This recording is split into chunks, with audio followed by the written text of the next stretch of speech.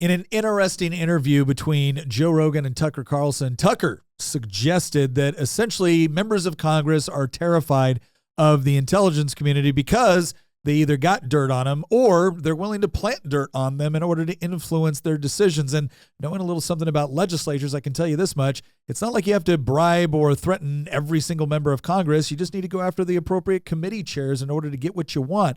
The question is this plausible? And by plausible, I don't mean we can all imagine a scenario where maybe it happens or maybe it's possible or maybe it's happened in the past. I'm talking about, like, right now, do we honestly believe that what Tucker is suggesting is accurate? And that's that we're not really being governed by the people that we elect. We're being governed by the bureaucracy. What's crazy is how Mike Pompeo is treated. He's treated as like a Republican poobah in good standing. He fully expects to become the Secretary of Defense in a Trump administration, which is like completely insane. Why would you take a criminal and give him nuclear weapons? Okay, that's my view. I think it's a common sense view. And like he goes to fundraisers and dinners and everyone's like, hey, Mike Pompeo. It's like, no, you're the guy who kept information the public has a right to know secret. You're the guy who plotted the murder of someone who committed no crime. You are the outlaw. You are the bad guy. But no, he's treated as like, you know, like a pillar of Republican Washington. I think it's mind-bending to watch that. And by the way, you know, whatever. That's all I'll say. By the way. No, I mean, people don't say that because they're worried about getting punished. They're worried about someone putting kiddie porn on their computer. Right. Members of Congress are terrified of the intel agencies. I'm not guessing at that. They've told me that, including people on the Intel Committee, including people who run the Intel Committee, the people whose job it is to oversee and keep in line these enormous secretive agencies whose budgets we can't even know. They're black budgets. They're the parents. The agencies are the children. They're afraid of the agencies. That's not compatible with democracy. Democracy is a really simple system, even representative democracy like ours. The people rule. They do so through elections. They express their preference through voting.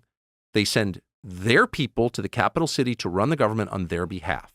Whenever you have unelected people who are not accountable to anyone making the biggest decisions, you don't have a democracy. You have something else, another system. I would call it a tyranny or whatever you want to call it. It's not a democracy. So that's like super obvious. It's playing out in front of everyone and no one cares and no one does anything about it. And I think the reason is because they're threatened. And if you look at the committee chairmen who allow this shit to happen year after year, they're all, and I don't know, people say, oh, they're compromised or being blackmailed or whatever. I don't have evidence of that, but I know them and they all have things to hide. I know that for a fact. Well, today we're going to try to answer that question, and we're going to try to do so by distinguishing between those things which are kind of just crackpot theories that might be fun to think about versus those things which are actually plausible. And how do we decipher between which theories belong in which category? All of that and more brought to you by Good Ranchers. Thank you all for joining us on this episode of Making the Argument. If you haven't already, we would love to invite you to join our private community that you can join by going to the link in the description of this show. We have some great conversations. We've got about 1,500 members so far. We talk about topics just like we're going to be talking about today. And if you're a member and you would like to present an idea for us to consider to do an episode on, you can do that in the Episode Ideas channel. That comes right to the team. We're able to see all of them, and we would really appreciate your help in driving the direction of our podcast. All right, I am your host, Nick Freitas, and for the purpose of this episode, I think it might be important to mention that I've done a little intelligence work and I've done a little legislative work. So we'll see which one is more relevant to this conversation. Back in the studio, my beautiful bride, Tina, Queen of the Bees. Hey, babe. Hello, everyone. She's back. And then, of course, we have our resident historian, political prognosticator, and mostly benevolent warlord in training, Christian Hines. How are you doing, Master Hines? I'm doing well. Excellent. And then, of course, we have our producer of producers, Nicholas Hamilton, the good Hamilton, the one that doesn't like central banking, unlike so many members of Congress. How you doing, Hamilton? That's right. That's right. Nick, are we getting into any conspiracy theories today, or is all of this, relevant information? Oh boy, are we? Well, because we've got to lay out a broader argument here, because all of us, I think, since 2020, have gotten a little skeptical of people just dismissing something because, oh, that's just a conspiracy theory.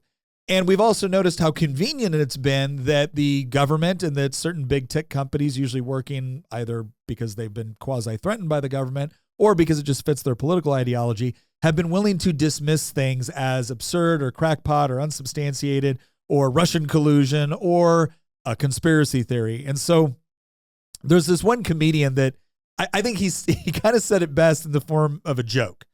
And he gets up and he's looking at his audience and he goes, you don't believe in any conspiracy theories? He goes, I understand not believing in all conspiracy theories, but none of them? Like, you just think the government is batting 1,000, telling us everything that's going on, totally upfront with us. And a lot of us have come to the conclusion that, well, no, that's clearly not the case. But how do we decipher? How do we determine between that which just seems a little bit too crazy to believe versus that which is somewhat plausible? And so, for your listening and viewing pleasure, we've got a couple of things that we're looking at here. And this is just to give you some insight on how we kind of look at data or information. Now, I want to say something up front, right? Like the bottom category that we have here that we've affectionately described as crackpot theory. So what is a crackpot theory? Well, crackpot theory is one with like no real evidence, right? It's a lot of conjecture, and honestly, whatever they're, accusing of having taken place could probably easily be explained by something far more logical or far more close to what we would expect, right? Something far more plausible. We oftentimes have the statement that you shouldn't chalk up to, maliciousness that which you can better assign to just stupidity. But that's not to say that a crackpot theory can't in some way turn out to be true at some point. It's more that it hasn't reached a stage where we would say it's plausible or reasonable to believe yet.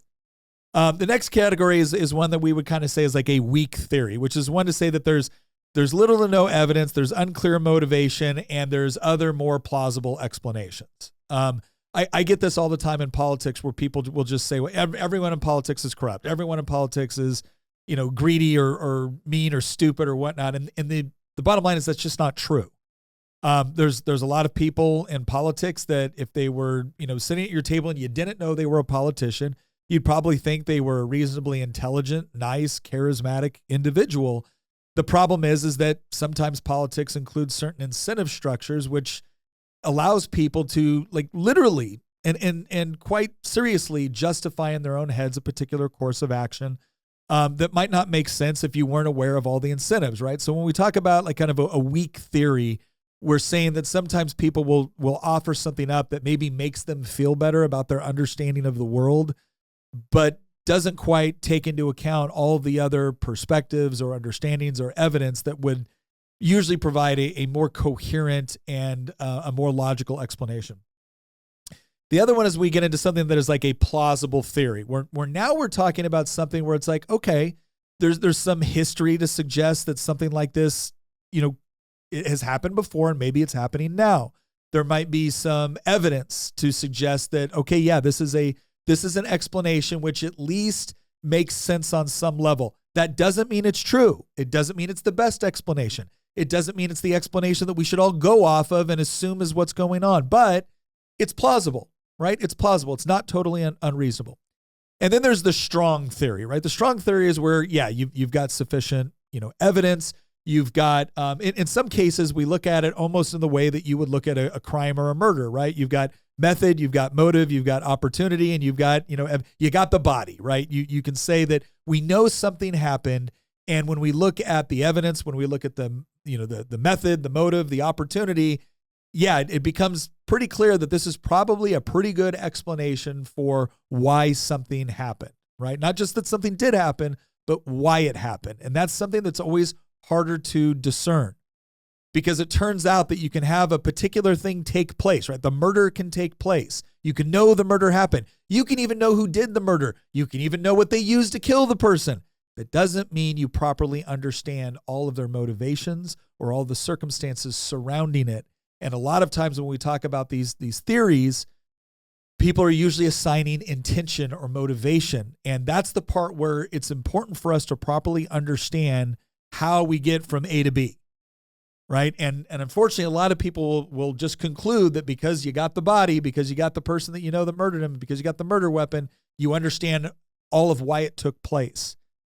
And so we're going to try to go through this process of actually explaining, okay, what were the motivations here? Because this is something that I have come to the conclusion on just through studying history and through kind of watching things, whether it be my experiences from war, whether it be my experiences in politics.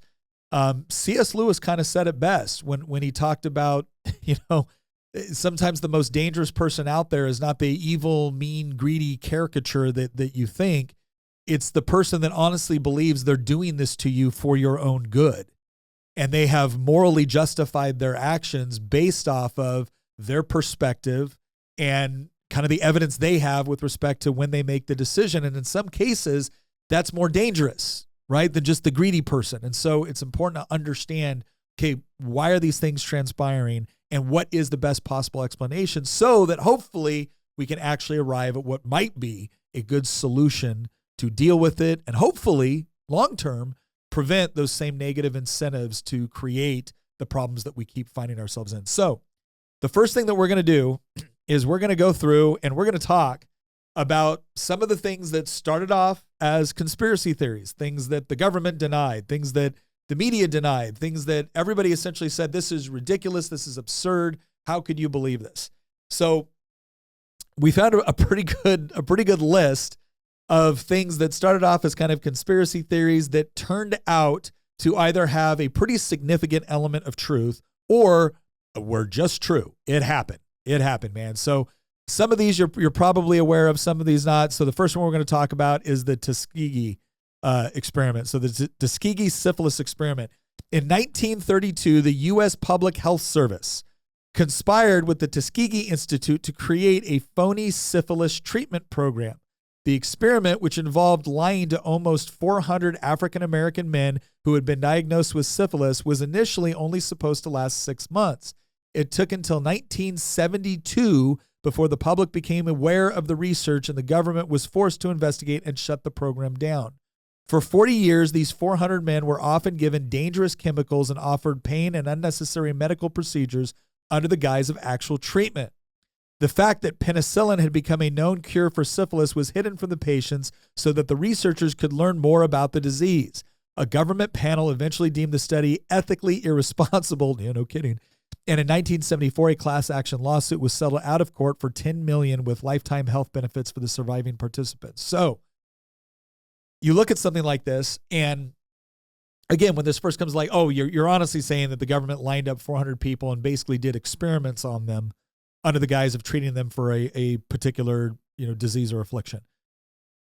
And we obviously don't want to believe that, right? And that's part of the key with a conspiracy or something like this, or a theory or program, something like this, not being widely believed by the public, is that it is more convenient not to believe it. Not necessarily more logically justifiable, but more convenient not to believe it. Want to trust their government. They want to trust. I mean, there's a natural incentive to want to believe that the people that you've elected, right, that the government, that which you look at on some level as a representation of the country and the pride you might have in the country, the patriotism you might experience, that they wouldn't do something like this. What's weird to me is that you have a situation where the government perpetrated this, but then the government investigated it. So explain how can that be that the very government that perpetrates something can investigate it and get to the bottom of it? So now there's a couple of things to think about here. Now, the way that Madison wanted our government to set up, and this is true of many of the founders, but Madison really articulated this very well, was the idea that if you want government to try to hold government accountable, then you need to have separation of powers, and you need to have these various branches of government and elements within government competing with one another. And we do have that to some degree. The problem is that as the federal government has expanded, within power, perverse incentives have been created to where now all of a sudden, you talk about the uniparty, and I don't totally buy into this idea that there's no difference between Republicans or Democrats, but there clearly is a great deal of collusion among people in power in order to maintain a certain status quo. And so that becomes the question. Now, obviously, if you have one side of the government investigating another side of the government, well, if the incentives are correct, then that might be a legitimate investigation. I think people are becoming more and more skeptical of whether or not that's possible.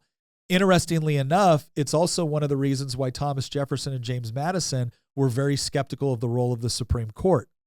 So they wanted a separate judiciary, but they also thought it was a little bit ridiculous that the Supreme Court would be the final arbiter of what was constitutional and what wasn't.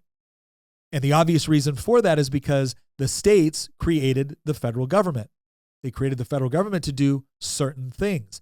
They were all scared about the federal government doing things it was never intended to do. Well, if the Supreme Court, a branch of the federal government, gets the final say on whether or not the federal government did the right thing, that can be problematic, right? So it's the same thing here. If you have proper separation of powers and you have proper competition for the various realms, then theoretically you can have the government investigate itself. But you always have to be leery. And it's also one of the reasons why a free press is so necessary. Let's talk about another one. MK Ultra, the CIA mind control project, right? So in the 1950s. Oh man, I forgot to bring tinfoil hat. In the 1950s, communist spies were everywhere. The Cold War is heating up, and it looks as though the Soviet Union might gain the upper hand on American democracy. What would you do? With the hopes of discovering a truth serum, the CIA decided they needed to secretively dose unwitting U.S. and Canadian citizens with LSD and then interrogate and occasionally torture the participants. The CIA paid hospitals, prisons, and universities for their participation and their silence. In 1973, CIA Director Richard Helms ordered that all documents related to MK Ultra be destroyed. While the conspiracy was eventually uncovered, nobody involved in the project remembered the details, and a complete timeline of events remain incomplete. So, important thing to understand here. This is also something where sometimes people will suggest that something more than what actually happened. But here's what you got to keep in mind. If the government actually wanted people to have a better understanding of what actually took place and the reasons and motivations behind it, right? They wouldn't destroy the documents. The fact that they destroyed the documents is like, well, okay, they were doing something screwy and it was probably the worst of the worst. Like, we probably don't want to know, exactly why they did all of this stuff and what exactly was done, because nobody wants to think their government would do that to them. Well, and the other thing that I think is important to understand here when you look at motivation behind some of these things is we are still trying to deal with things like psychedelics. And now they're starting to find what they suggest are positive use cases for hallucinogenics. You see this with the whole mushrooms thing. Jordan Peterson has talked about it. Sean Ryan has spoken about it. That is there a positive use case in certain cases for dealing with everything from anxiety to addiction to depression, et cetera. And again, we don't totally know, right? We don't totally know. So one of the things that's important, I think, to understand is that when you're looking at something like, obviously, giving somebody something against their will or without their knowledge, that's just bad, right? We don't got to find crazy ways to justify that. But I do think it's interesting that there continues to be this question about what are the effects and the potential use cases, whether it be positive with respect to treatment or whether it be weaponization for things like hallucinogenics. And that question's been going on a while now. And obviously the intelligence community thought that there was justification to try this out. Let's go to one a little bit more modern and a little bit closer to home. In October of 1990, a 15-year-old girl named, I'm going to mess up her name, Naira, offered testimony to Congress stating that she had witnessed Iraqi soldiers taking 15 Kuwaiti babies out of incubators and leaving them on the floor to die. The testimony aired on about 700 television stations throughout the United States. President George Bush Sr. repeated the story at least 10 times in the following weeks in an attempt to sway public opinion towards supporting the Gulf War. The problem is that the events described by Naira were a complete fabrication. The CIA requested that Naira receive acting lessons before she testified. It was also discovered that Naira was the daughter of the Kuwaiti ambassador to the United States, who worked with the Kuwaiti government to promote U.S. involvement in the Gulf War. In response to these findings, Amnesty International accused the Bush administration of opportunistic manipulation of the international human rights movement. Do you think Bush knew that the CIA did that? This is one of the important... Because I think sometimes the intelligence community, and I hate to throw them under the bus, But I do think that sometimes there are some pretty hawkish folks who think we really need to go to war. So let's say what we need to say to the guy in charge in order to get him to pull the trigger on this war. So here's what I will say. George Bush Sr. used to be the head of the CIA. Okay. So before he was vice president, right? So what you're saying is he probably wasn't manipulated. What I'm saying is that I don't know, right? Like this is one of the things that I think is important about this channel is that when we tell you we don't know, we're speculating or we're analyzing, we tell you that. I don't know what George Bush Sr. knew when he was promoting this story. I think you're right that there are people within the government and within the federal bureaucracy, whether that be law enforcement, intelligence, or just members of the EPA, that probably take it upon themselves to decide this is so important and I'm in a position to be able to influence. And so it's my duty for my country to do X, Y, or Z. I think we make a mistake when we think that, again, it's all just nefarious people sitting in a room deciding we're really in charge and we're going to do what we want to make money. I think sometimes people honestly believe that they think they're doing the right thing. Well, of course they think they're doing the right thing. I don't think anybody thinks they're doing it, just to screw everything up. But like a lot of us at this point are very skeptical of federal law enforcement, whether it's the CIA, ATF, the FBI, because we've watched this DOJ do some things that were pretty sketchy as of late. Yeah. Okay, here we go. Let's do another one here. CIA assassinations. In 1975, after the Watergate scandal, Senator Frank Church helped form the precursor to the U.S. Senate Select Committee on Intelligence, commonly referred to as the Church Committee. Their purpose was to investigate the CIA and FBI to ensure that they were operating within the law. The committee quickly discovered that the CIA had started a hitman business.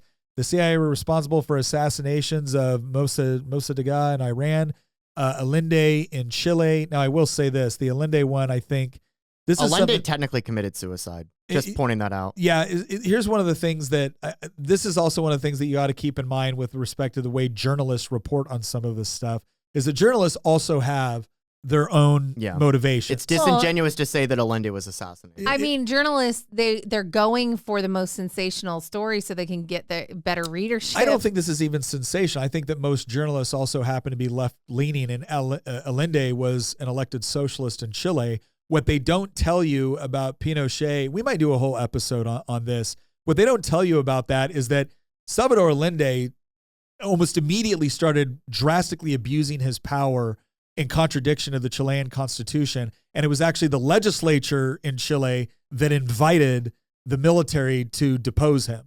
So this idea that it was just the CIA working with a greedy general to take over the country is not an accurate depiction of what took place. I can't wait for the Pinochet was right episode. The question really is why would the United States government have our, federal law enforcement going and helping to overthrow other countries? Well, this wasn't federal law enforcement; it was the intelligence agency. That's one of the differences. CIA, aren't they some type of? No, the CIA. So they're not considered a law enforcement. No, they don't enforce any law. No, they're not law enforcement. Okay. What we used to joke in the military, that someone asked me, was like, "What do you do?" I said, "Oh, I'm in international policy enforcement." Like, what is that? The Army. So why do we so often talk about the CIA and FBI like in the same breath? Well, so FBI is domestic, CIA is foreign, but both of them conduct investigations, both of them conduct operations, but the FBI is a part of the Department of Justice. The CIA is part of the intelligence community. But they're conducting operations. So would it be more accurate to say they're a wing of like the military then? Well, no, they're the intelligence community. That's their thing. They're paramilitary. Well, no, babe, they're the intelligence community. They have paramilitary arms within the CIA. That's what you get with certain groups that conduct combat operations. But the intelligence community is its thing. It's the intelligence community. But they have like the agents to go and do what they want. Like they can go assassinate people. Well, like what you're talking about here. The idea is you have, so you have a directorate of operations, you have a directorate of intel, you have a directorate of, you have like the admin component and everything else. So yes, they have operatives, they have ground operatives that do operations, run sources and things like that. When it comes to like covert ops versus clandestine ops, like these are all different things. And again, you can make an argument for the justification of the existence of some of these things. The problem is the other side of it, right? Because there's never solutions. There's only trade-offs. The trade-off with respect to having a robust intelligence community comprised of operatives that are able to engage and interact in operations that, let's just say, you could find legitimate moral justification for, means that doesn't mean that's all they do. That doesn't mean that's all. It's weird. You have a capability. It can be used for good or evil. It is a little bit strange to me that something like that could operate with somewhat a bit of autonomy. Yeah. With a lack of oversight. Well, that's why you have the Intel Select Committee, but we're going to get to that a little bit later, right? It's their budget is still controlled by Congress, right? Ostensibly.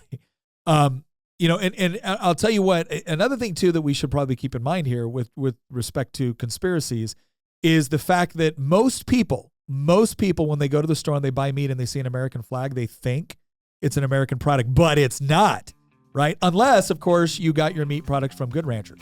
That's right. If you go to goodranchers.com, right, and use promo code Nick, not only do you get special deals, but you're going to be insured that the actual beef, poultry, pork, wild-caught seafood that you're getting was actually raised here in the United States to certain ethical standards. For instance, it probably wasn't injected with a lot of crap you don't want in your meat, right? So goodranchers.com, promo code Nick, sign up for that right now. And not only are you going to get incredibly high-quality product, but in order to protect you against the inflation that our federal government is so fond of, if you sign up for your subscription today, you're going to get locked into that price for your subscription till 2026.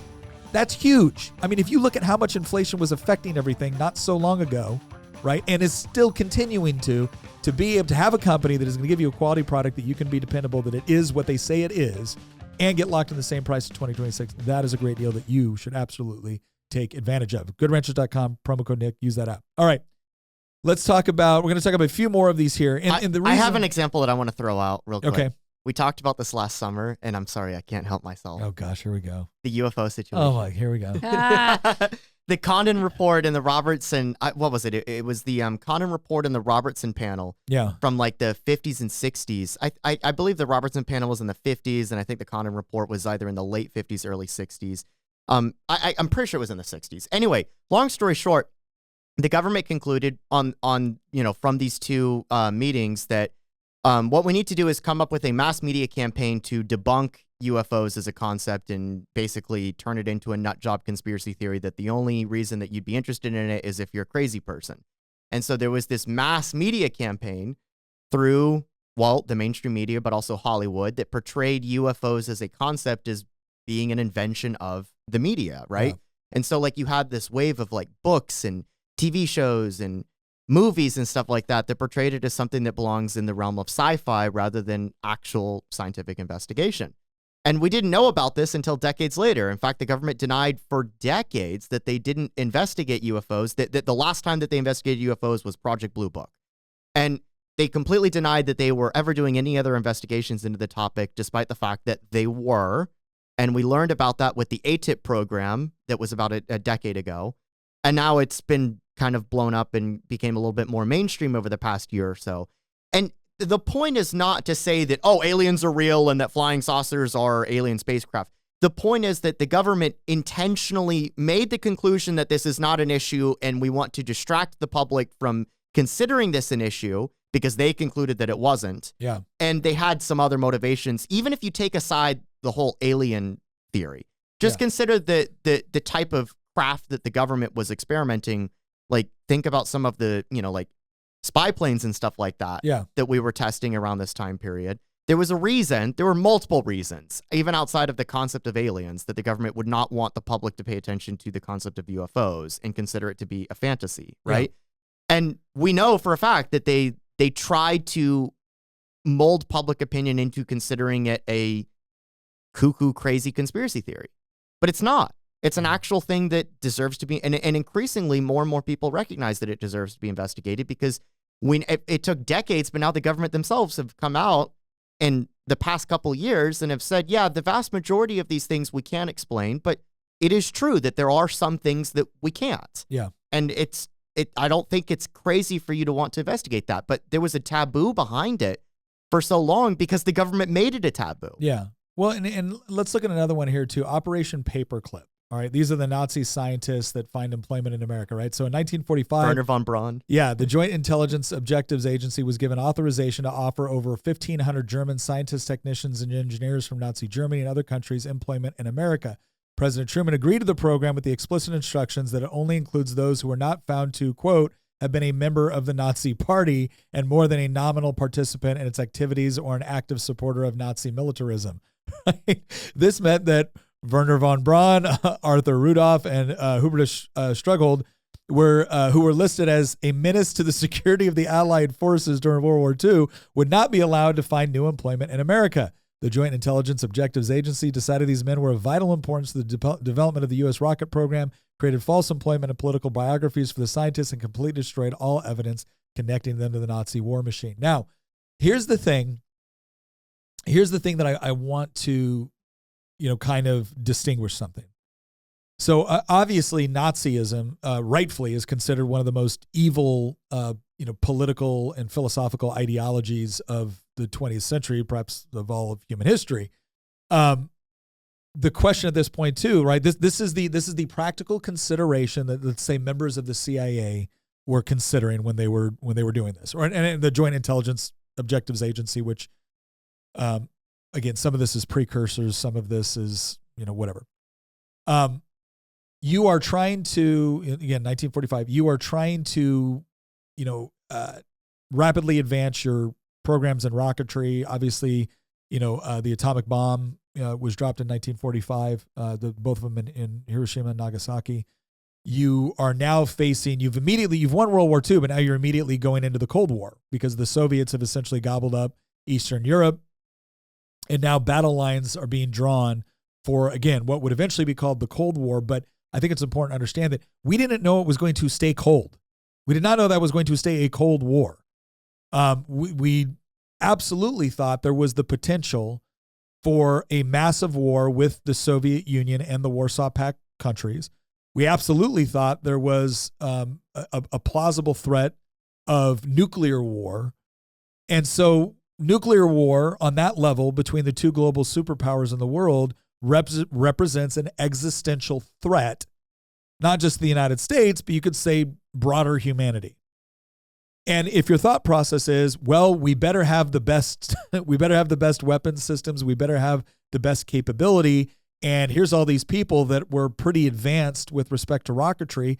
Keep in mind that at the end of World War II, the Germans were the ones with jet fighters, right? The Germans were the ones with V-2 rockets that were actually in operation.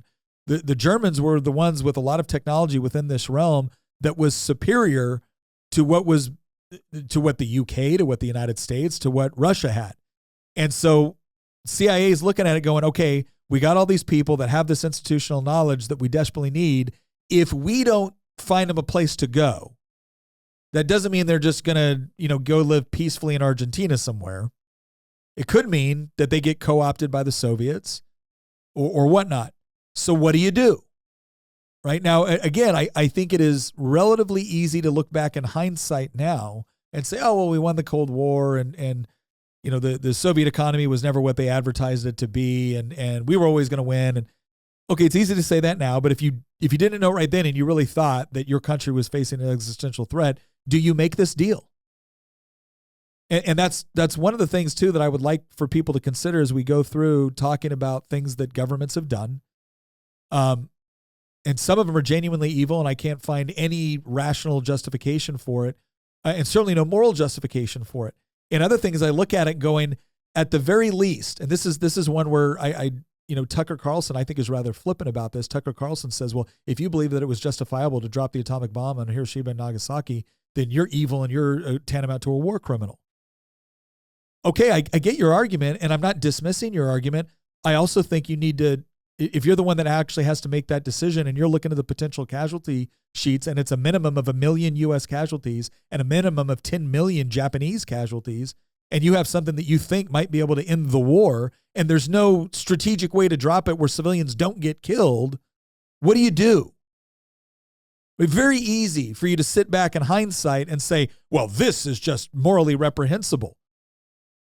Maybe so. Was the alternative better? right? Like I don't know the answer to that question, but that's the difference. I'm not claiming to say this is absolutely the right answer no matter what, and anybody who disagrees with me is an evil, horrible person. When I look at something like Operation Paperclip, I see a lot of people like, this is morally reprehensible. Okay, I see your argument. I see your argument. I respect it. I respect the argument. Do you think that there's any sort of, could a reasonable person look at this and be like, I get it. This is a horrible deal, but I don't know how to give my country a leg up without doing this in a fight we better win. And so that's just something I think people should keep in mind, is that historical context matters. Historical context does not always justify the decisions that were made, but it still matters into understanding the circumstances in which people had to make decisions. And I don't think that should be automatically discounted. And I generally think the people that do just flat out discount it without any consideration are oftentimes, not always, but oftentimes elevating themselves as if, well, if I had been in this situation, it would have been clear. It's like, okay, well, and the clear decision that you just made now led to the deaths of 1 million Americans. Is it still as clear? If your answer is yes, okay, great. You've got a lot more moral clarity issue on this than I apparently do. And again, my goal is to always make what is the morally correct position. But I do think it's fair to suggest that on some of these times it's a little bit difficult to see what that might be. But the reason why we bring up some of these, conspiracy theories that turned out to be true is because we also want people to understand that, again, just because every government apparatus and every, Hollywood or every talking head in journalism or within a bureaucratic agency is saying that something is ridiculous doesn't mean it is. And understanding this and understanding the things that have taken place and the things that people have done helps give insight into what the same agencies or the same institutions might be possible of doing, provided that they have sufficient moral justification in their own minds to do it. And so this kind of leads us to, that next question of, is it plausible? Is it plausible, reasonable to believe that a significant number of elected officials in the United States, specifically in Congress, I don't think a bunch of people are out there trying to, I don't think the CIA really cares about, the mayor of Spokane, Washington, right? Or members of, state legislatures even. But when it comes to the people that are voting on regulations, allocations, appropriations for the intelligence community, for the Defense Department, for, the Department of Justice, is it plausible to think that certain members within those agencies are totally beyond using the information that they have in order to influence the way that members of Congress or members of the bureaucracy, even members of an administration, make decisions? Which could kind of explain why there are some people we send to be legislators. Like we'll send somebody that in our view is very libertarian leaning. We'll send them to Congress, and then they immediately vote to reauthorize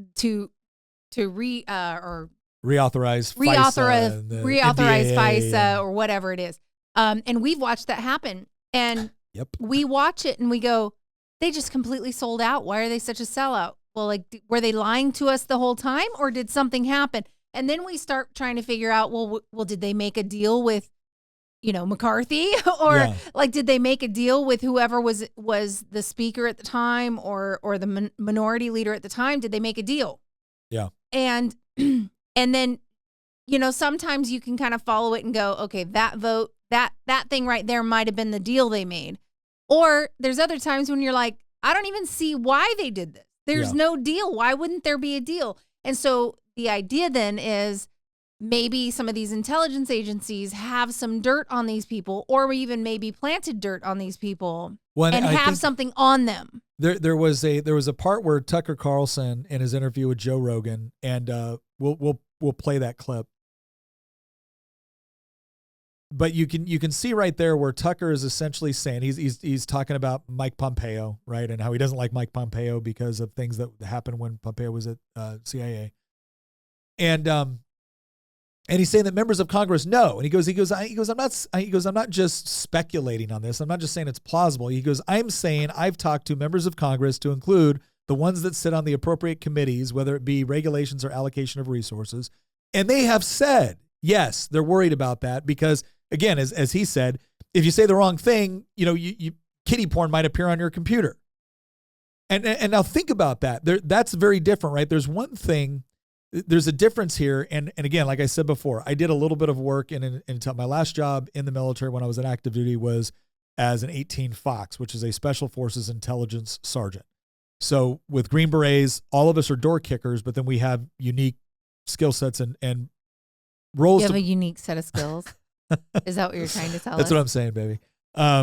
We have unique roles to play with on the team. And I had been a weapons sergeant. A weapons sergeant obviously handles all the weapons, the training, the shooting, the shoot houses. And then we were also responsible for primarily running the training of the indigenous soldiers or rebels or whoever we were training and advising and fighting alongside with. As the 18 Fox, my job moved into working with our guys that would go out and they would have sources. So how do you get sources? How do you train sources? Now, sometimes they can just be given to you. Sometimes they can be walk-ins. Sometimes they can be people that you meet through the course of your operations. When you start talking about the sort of sources that people within like the CIA are creating and managing, you are generally looking for either motivations that they might have, or you're looking for vulnerabilities. So here's an interesting thing to consider. And the reason why this is important is we want to talk the difference between blackmailing a source with what you will do to them if they don't comply versus basically, so you have somebody that is in a position of power and authority, but they don't have the proper vulnerabilities to be able to exploit. And so you just either directly target them and I'm not saying I did this. I'm just saying that this is the strategy. You either directly target them but which is to say you remove them, and you could remove them by destroying their credibility with their own population or their own group or whatever it is, or you could do it by notifying them that if you don't do this, this is what we're going to do to you and this is how we will do it, and we have the capability. Now, again, when you have someone that you think you can't work with, that's someone that you remove from the situation. You replace them with someone you can.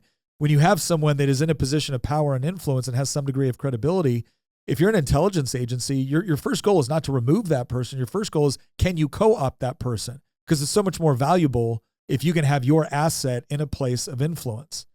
To give you one of the best examples of this was when the Mossad almost had the Secretary of Defense of Syria as a Mossad agent. I mean, that's an incredible coup. That wasn't just an asset that they flipped. That was someone that they placed under deep cover for years that rose up through the positions. And so there's various tiers on how an intelligence agency or any sort of agency looking to exude power can operate with a source. You can plant your own person there. You can flip someone that's already there based off of threats, or you can flip someone that's already there based off of their own vulnerabilities that you're able to exploit. Now, here's something I do know about. So I, for many years, had a top secret security clearance. One of the biggest things that they investigate for on a security clearance is debt. Are you someone that's in debt? What sort of debt? Is it, again, if you got a mortgage, that's not a big deal. Right. Is it gambling debt? You got a lot of unsecured debt. If you have a lot of unsecured debt, that's a vulnerability.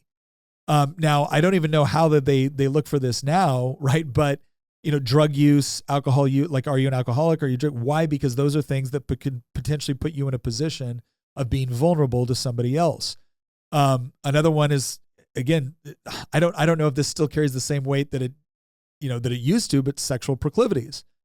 Do you cheat on your spouse? Do you run around a lot? Do you have weird kinks? Do you have weird kinks that would be embarrassing for you to know, right? This is for why the public to suddenly find out about. Yeah, this is why there's been so many theories with respect to intelligence community and Epstein Island. Because if you have a series of incredibly powerful people, either economically or politically or whatever else, being put into incredibly compromising situations, there's this idea that, okay, once they're put in that incredibly compromising situation, now you got them on everything. That's not how you would run a source. You don't want to run a source in such a way to where it's all stick and no carrot, because at some point they kill themselves, right? Or it's just not worth it anymore. What it is that when certain things come up, that's when you reveal, hey, remember the stuff we got on you? We would really appreciate your support on this vote. Or we'd really appreciate you signing this document, or whatever it is. Well, and that there is a conspiracy out there that Epstein Island was basically a sort of a intelligence community asset. So let's look at that for example. So what we just did is we talked a little bit about like how does somebody within an intelligence community create an asset, right? Again, you can plant one yourself that's organic to you, either your organization or your group, or they're basically on board with the mission from day one. You can turn somebody based off of their vulnerabilities, which you then exploit. Or you can threaten somebody that if they don't do something, you will do something to them, and it's highly plausible that you will do that thing. So Epstein Island is a perfect example of there's an environment where, again, sex is a powerful motivator. It's also something that when you're talking about a society that there is a sufficient amount of guilt associated with something, that becomes more easily to manipulate. So Epstein Island ends up being a perfect environment for an intelligence community to exploit wealthy, powerful people, not to do whatever they want, whenever they want, but to essentially do what they want when they really need them to. And once you're holding that over them, the question is, you know, are they still working for the people or the constituents or whatever? Well, again, if you're running a source properly, you're certainly going to give them that impression, right? The idea, you never want to have to go and tell somebody, you're doing this because I'm threatening you. You have a natural inclination to not want to respond to that, to want to resist that. And it doesn't make you as effective, right? That will eat away at your soul. It's better to have something over something to where they know it and you never have to bring it up. And then you just sit down and you explain to them, like, you know, we know this vote is coming up and we know you feel very passionately about this. Here's some information that will, you know, allow you to morally justify voting in a way that you normally wouldn't. Well, can I bring up another aspect of this? Yeah. I mean, is there also possibly the element of, we know about this thing, but we'll protect you from it? Yes. Yeah, we know about this thing. We're protecting you from it. And again, that's actually a very clever way to do it, because it wasn't us. It was that son of a gun, Epstein. Epstein was going to blackmail you with this. We stopped him and we'll make sure he doesn't do it. We did something for you. Now we need help. And right? we'll deal with him. Yes. Well, and the idea too is that, there's a lot of folks that think, Epstein didn't kill himself. I'm one of the people that doesn't think he killed himself. But there's people that I think are relatively short-sighted who are like, well, he was killed by the Clintons. Well, the deeper state version of that would be, you know, he was killed by the government because he was a government asset and they didn't want him talking. So the first question you have to ask is this: crackpot theory, is it a weak theory, or does it fall into the realm of plausible or strong? Well, and all of us are now in this, I think most of us are in this position now where we've been lied to so much by our own government, especially during COVID, especially during all of that. You know, we've got the FBI like busting in like Catholic churches, investigating churches now, and having them on their watch list and things like that for no apparent reason. Like they don't even have a link for why. And then you've got, you know, former president getting, raided. Never has happened before. It all looks super politically motivated. And so the further up you get into the political, hierarchy, the more worried you are now about being targeted by these type of things. I mean, I will say, even just for us personally, we don't have an Alexa in our house. Like, you know, we don't have a government spying agency in our house. Now, however, they probably could tap into your computer. They can tap into your phone. Like if they want to hear you, they're going to hear you. And the average American probably doesn't even need to worry about that. But we worry about it because we've been targeted before by, you know, various groups, people and groups and things like that. And so the more targeted you get, the more apprehensive you are to have things that listen to you in your house. Yeah. Well, and I would say that, again, to that point of working into the realm of the plausible. All right. So when somebody tells me, oh, I was targeted, or I was this, or I was that, unless you're willing to provide something other than you were inconvenienced or you're paranoid, I'm sorry. It's hard to take you seriously, especially when there's no potential reason for it. Like a lot of the people that scream the loudest about like the government's listening to my stuff, like the government does not give a rip about you, like dude. You live alone. You have no power or influence over anything. You share a lot of like crazy conspiracy theories on Reddit, but you're in no position of power or influence. Why would they care? Like nobody takes you seriously anyway, so why would they care? Yeah. Okay, but we're not talking about the random 4chan posters. Well, no, we're not. That's the distinguishing I'm making, right? Like, there's a big difference between a 4chan poster and the Speaker of the House. Yes, exactly. Well, and that's the point, right? The point that we're getting to here is that some of the people that are, again, what falls into the realm of crackpot. Dude, you live in your mom's basement. You have no access. You have no power. You have no influence. And the CIA doesn't care what you write on 4chan. In fact, they probably love it because when they are doing something like that to somebody else, they can say, well, any threat or any accusation that we're doing this over here can be discounted by the fact that you got this army of crackpots on Reddit suggesting that it's happening to them too, when there's no reason why it would be. Yeah, like there are people that they literally use to discredit the entire theory because the people are so crazy. And so let's take, you brought up the speaker. Let's take Mike Johnson, for instance, because I thought this was interesting when somebody on Twitter posted, Speaker Johnson, if you are being blackmailed, can you please just come forward and say so? Can you please blink five times? Whatever it is, we'll forgive you as long as you just be honest with us about what is actually happening.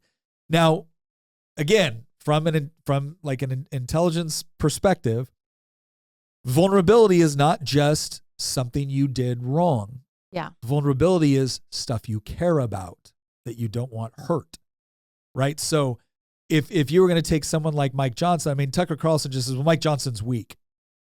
Okay, maybe so. I don't know the man.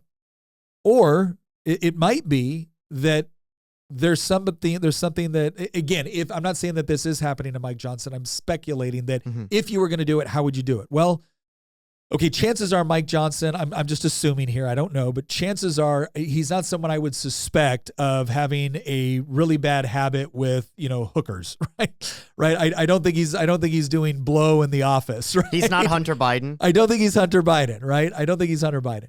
But I don't know, what people around him or people that he cares about or whatnot are doing. And again, if you're a married man who takes your commitment as a husband and father very seriously, do I threaten you or do I threaten the people that you care about? Oh, no. I'm not going to put those files on your computer. I'm going to put them on your son's computer. And his life's over. His life's done. And you can sit there all day long and say, oh, that's not what happened. But I guess what? The New York Times is going to agree with us. The Washington Post is going to agree with us. Half the country is going to agree with us. Hollywood's going to agree with us. Every single major cultural institution is going to agree with us. And you know what? They might even forgive you, Mike, but they're going to crush him. He's done. And do you really believe that what we're telling you is false? Do you really believe that won't happen? I mean, they hate you anyways. All of those culturally shaping institutions hate you anyways. They would love nothing more to believe that this is what's going on and you're just a fraud. Or we could also show you this file of kids in Ukraine being killed by Russian artillery shells, and that's why we really need this funding. So what did I just do? On one side, I gave you a pretty horrendous stick that you can't stop. You can't stop. And on the other side, I gave you a very, very plausible reason to vote the way I want you to vote in a particular situation. Right? I have a question. It's so hard because at this point, you've got AI is so good now. And they can make dupes that look like you, and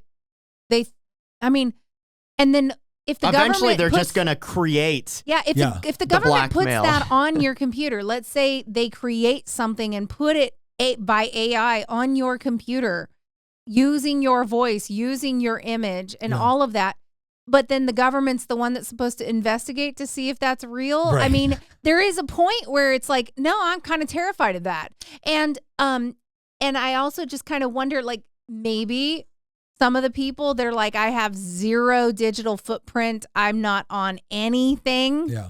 Maybe they got a point, you know? Yeah. But if you're in politics, though, you have to have a digital footprint. You do. So and again, we're talking about powerful elected officials, not just 4chan posters. And obviously 4chan posters technically do have a digital footprint. But here's the question that I have.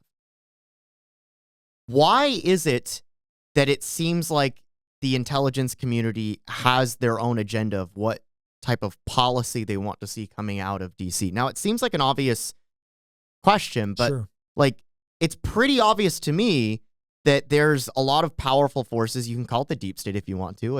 It would not be an incorrect, terminology. We talked about this yesterday. Yeah. I just call it the bureaucracy, but yeah. Yeah. Like, why does it seem like that there is a set endpoint in terms of policy outcomes that they want to see? So here's the deal. And this is the part where there's a certain degree of plausibility on the other side that comes into this that I think Americans need to have a better understanding with. There are some horrible actors out there in the world that want to do horrible things to the United States, right? They love the idea of blowing up the shopping mall that your little kid is playing on the swing set, or the little thing in the middle. They love that idea because it will hurt you and you deserve to be hurt, right? And maybe they believe you deserve to be hurt because it was a U.S. drone that did a strike on a target and they got it wrong, right? So this is the part where it all gets messy. If you are someone, and again, one of the proudest days for me in the military is when we tracked down a guy that used to put suicide vests on orphans and mentally handicapped women. Not alleged to have, did it. Right? There's I'm going to tell you right now, it's really hard to feel bad about what happened to that guy, and I don't. I don't. Wasn't that his MO? Yes. Why? He was known for because not everybody just wants to put a suicide vest on, right? But if you're living in a culture where you're isolated and you don't have any family to protect you, you're easy to manipulate, motivate, and then do something. And again, they would set them up to where if you didn't self-detonate, they could detonate you remotely, right? That's a pretty horrible thing for most people to contemplate and understand, and understand the logic that goes into that, right? That's just crazy. Nothing about what he was doing was crazy. The people he picked made absolute sense for what he wanted to accomplish in the culture and the environment. Because a child walking into an area can get access to a place where a full-grown adult that's sweating profusely who looks like he might want to blow you up can't get access to, right? Who did he pick? He picked someone without family, not much of a future anyways, right? I mean, how often do we hear that from people in this country? Like, they're going to grow up poor. So let's abort them. Right? Exactly. So no, everything he did on who he picked, to the timing, to what he did, to how he killed them. He made them useful to his cause. Yeah, and they're going to die a martyr. They're going to heaven. He was doing them a favor. He was helping them escape a world that was never going to offer anything for them in exchange for martyrdom, guaranteed entrance to heaven. Because what most people don't understand about Islam is that you can go through your whole life as a perfect Muslim. That doesn't mean you get to go to heaven, right? I shouldn't say a perfect Muslim because everyone makes mistakes, right? But Allah gets to decide whether you go. The one thing that Allah guarantees you is if you die as a martyr, you get to go. So again, in his mind, he could logically justify that everything he was doing was not just good for his cause, not just good for him, not just good for God, not just good for his country. It was good for the person he was detonating. All right, so understand that when you get used to fighting something like that, it becomes the things that you're willing to justify about what you're willing to do to stop that, to make sure that vest never goes on your kid. So you think, and then wait a second, and then you've got to explain to some dumbass politician with a sociology degree from Cal Berkeley on why we should probably fight people that believe in doing this instead of cheering what they did on October 7th. You got to convince that dumbass to appropriate the resources? Oh yeah, I guarantee you there's a point where somebody who's not a bad guy, somebody who we would invite to the barbecue, is sitting there going, I'm sorry, but I've got an enemy I got to fight, and this moron is never going to understand it. But the thing is that that is the most sympathetic version of this that I can present. But the reason why that sympathetic version needs to be presented is so that people understand that this is a little bit more dangerous than just the greedy cabal of evildoers who want to run everything like a James Bond villain. Right? There's a lot of us that no matter how great, moral, or wonderful you think you are, that put in the right circumstances where you now have to make what you feel to be, what you may have convinced yourself is a very binary choice, where you might say, you know what, do it. Greater good. I understand that the moral busybodies feel like that they are the good guys, right? That they're the heroes in the story. Yeah. Most villains tend to think that they're the hero of a story. Or they're at least justified in their actions. Or at least that they're justified in their actions. But we're not dealing with just, an intelligence community that somehow got radicalized off of becoming a white knight or a knight Templar, Sure. as the trope goes, fighting these just despicably evil people in the Middle East that commit suicide bombings and kill innocent people. Yeah. And that now, in the sake of targeting those bad guys, they've now become a form of evil of themselves within the West, of manipulating our political system in order to get an end state. There's things that the intelligence community has done that I think are actually detrimental to the interest of the United States. Oh, absolutely. I mean, let's consider. But did they think it was detrimental at the time they were making the decision? Well, somebody should have asked the question, maybe deposing a government in Ukraine on Russia's borders that was part of Russia's, and people get mad at me when I bring this up, but it doesn't change the fact that it's true. Yeah. Like, two things can be true simultaneously. A, it could be true that it is immoral for Putin to invade a country and kill 500,000 people in 2 years, and it's probably going to be over 1 million before this war actually ends. Yeah. There's no justification morally for that. But that doesn't change that there is a justification in terms of realpolitik to do it. Yeah. That doesn't remove the fact that it's evil, but realpolitik is separate from the morality there. The Russian government, from a realpolitik perspective, has every incentive in the world to make sure that a country like Ukraine is oriented towards them and not the West. Yeah. That doesn't morally justify killing 500,000 people, but from a geopolitical standpoint, it makes perfect sense when you're using a Bismarckian interpretation of geopolitical affairs to invade a country like that once its government has been replaced from one that used to be friendly towards you to one that's now hostile towards you. Well, and we help facilitate that change. No, I'm not arguing with any of that. And this is the part where, again, I think it is important. This is the part where I might disagree with, I don't know for sure, but I might disagree with Tucker Carlson on some of this. Not that I think it's morally justified what's going on. Not that I think some things should go on. But I think if you really want to contend with it, if you really want to try to improve it and fix it, and prevent those things from happening, well, then you better understand the motivation beyond they're all evil and look how good I am. I'd never do something like that. That is a very, very, I think, patronizing and naive way to think about the world. This is one of the reasons why I like Jordan Peterson and what he talks about this so much, is that he wanted to understand why great atrocities took place, because on some fundamental level, he realized that all of us are capable of it under the right circumstances. All of us are capable of enormous amounts of moral justification if we think it is truly not just in our interest, but in the interest of the greater good. So how do you combat that? And you don't combat it by just pretending that everyone that's doing this is a horrible, evil, naive, stupid, ridiculous, greedy, bad person. That the more terrifying reality is that you can see yourself in the same position under the right circumstances, unless you have morally, philosophically, and intellectually prepared yourself against it. And that's the question that, again, to answer the question, why would somebody do X, Y, or Z? Or why would they get away with it? Or how would they justify it over time? I think what you have are, in some cases, I do think it's greed. And I do think people can be motivated by greed or a quest for power with very little underlying moral justification for it. Those people fall more into the realm of sociopaths, narcissists, cluster B personality types, and whatnot. But I think a lot of other people that they have to use in order to get those positions to be able to do those things, they have to be motivated by something different.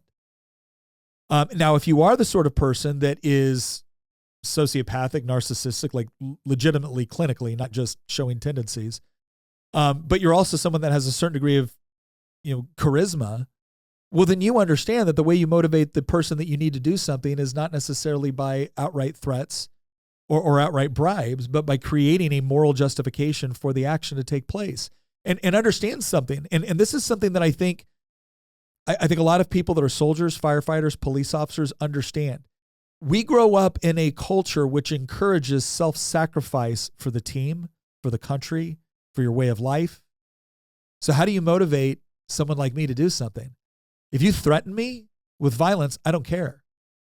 If you threaten me with danger, don't threaten me with a good time, right? If you threaten me with those things, that doesn't motivate me.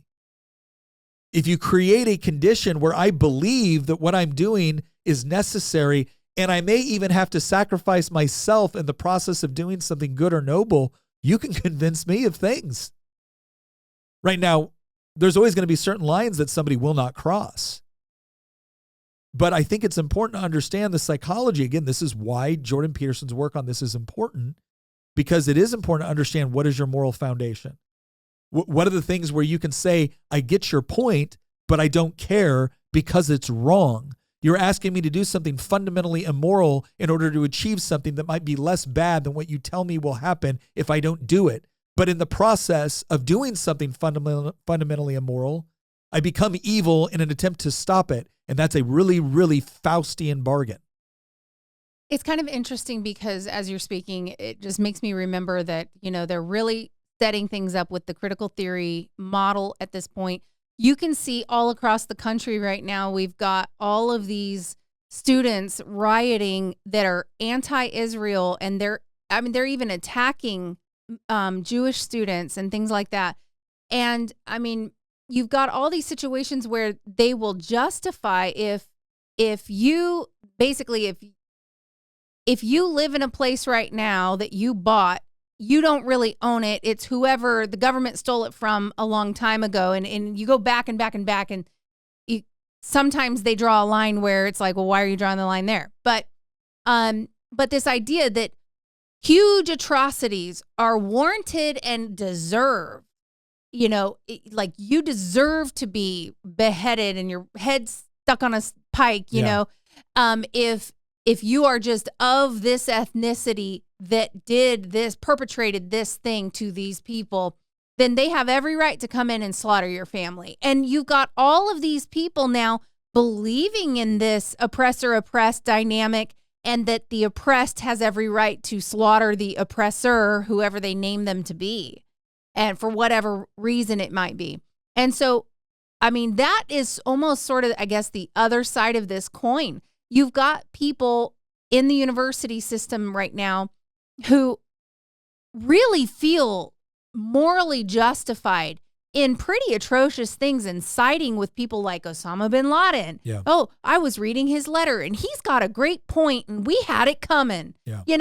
There's a lot of this weird stuff now coming forward, which I think is its own type of conspiracy theory. Well, I think the other thing too is that if you look at positions so overlay where you see a lot of these things happening and what people are able to morally justify in their own minds with respect to what they do, how they behave, what they say, and now do an overlay of positions of power and influence within the economy, within the government, within the intelligence community, right? It used to be a running joke that you went from the CIA used to have a lot of Yale grads, right? That was the thing, Yale and the CIA. There was kind of this connection between those two things. Well, again, if you're creating an element within institutions of higher education that believe these things, are you really telling me that they're going to feel some sort of major moral qualm about applying a pressure to a Republican Speaker of the House that they hate anyways, that they think is immoral and evil? Again, I'm not saying I have evidence of it, right? So how do I take what I'm saying now from crackpot theory to weak theory to plausible theory? And the plausible theory on something like Speaker Mike Johnson is I think it's one of two things, because that was the question that was asked on Twitter, like, are you being threatened? Are you being blackmailed? Are you being, whatever it is?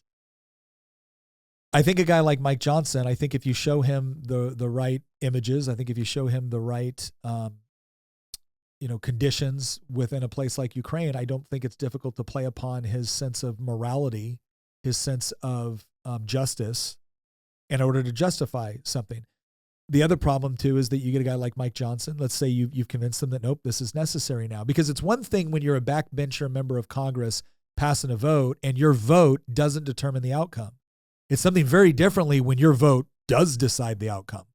Speaker of the House has an incredible amount of power. People don't understand how much power the speaker has. They can remove you from any committee they want, right? They decide who sits on the committees, and committee structure is what decides what goes forward and what doesn't. Bottom line.